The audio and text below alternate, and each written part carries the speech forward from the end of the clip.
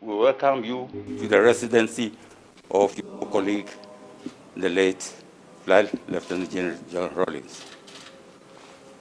We want to thank you for having an audience with us yesterday and giving us the necessary support for a state funeral. The family has been meeting and making plans towards the funeral, and we will get you posted about all the arrangements we are making. You're welcome. Former First Lady,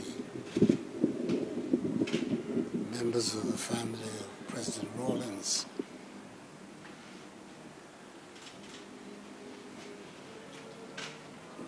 my presence here is for obvious reasons. Like the 30 other million people of Ghana, we were all shocked yesterday to hear that our first president has gone to meet his maker.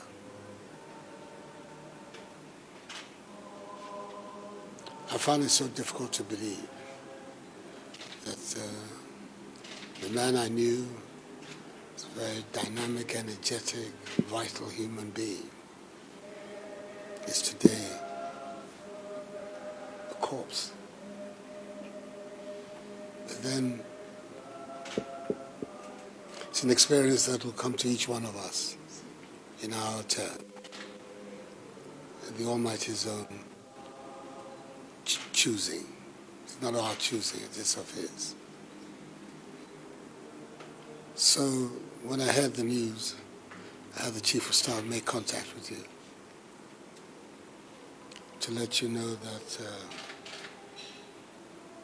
who he was, the position that he occupied in our nation, and his contribution to our country, his development and history, his obsequies, his departure,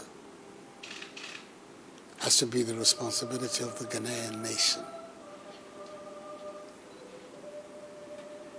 They are going to be writing volumes and volumes about his contribution to Ghana. Whatever be the case, his passage at the leadership of our nation will not be forgotten.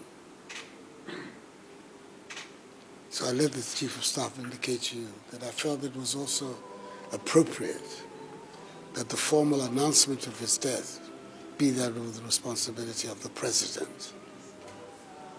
And it's on that basis that I announced to the country his passage. In the evening, you sent a delegation involving Colonel Abutui, Aguji, your eldest of your children, and the others to come and officially inform me of it. I indicated then again that whatever arrangements are going to be made are going to be the arrangements of the state of Ghana. We have to make sure that this man is given a befitting state burial. His contribution to our country is enormous, many, many, many grounds. And our nation must show its true appreciation of his work and output here in Ghana. So, amongst the Chief of Staff, to liaise with whoever you designate, for us to start to think about how to go forward on his burial. But in the meantime, it's important that we should come here and express to you, to your children, to his family, deep condolences on what has taken place so suddenly. That's the part that is so difficult to assimilate, that it has come out of the blue, that he's left us. You have to know that this time you're definitely not alone. And lots of people in Ghana who will share your grief with you. all of us do our best to make sure that we're able to go through this passage as painlessly as possible. It will not be painless, but as painlessly as possible. So I came here this morning just to express to you a personal condolence about what has happened, and once again to reassure you that the Ghanaian government is going to be right with you in making sure that your husband is given a fitting send-off and farewell. So this is the purpose of my visit here. And I'm here, as you can see, with the Vice President, his wife, the Second Lady, Chief of Staff of the Office of the President, the Chairman of our party, the New Patriotic Party, my own brother is here as well, and our Ambassador in China, as well as the Deputy Chief of Staff in my office, the National Security Advisor, General Ochre, all came together to come and express our sympathies and condolences to you, your children and family.